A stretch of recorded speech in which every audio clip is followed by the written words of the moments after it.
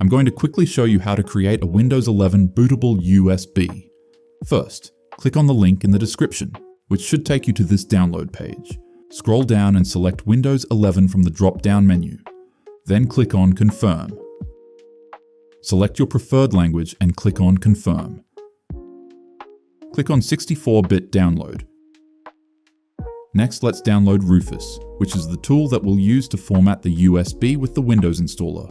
Search for Rufus and click on rufus.ie. Scroll down and click on the exe download link. Then open up Rufus. Connect your USB drive and make sure that it's selected from this drop-down. Click on this select button and choose the ISO file that we just downloaded. Just make sure that you don't have anything important in your USB drive, because the next step will format the drive and wipe it clean. If you are ready to proceed, click on Start. Here, you can leave the first setting checked if you plan on installing Windows 11 on a very old device.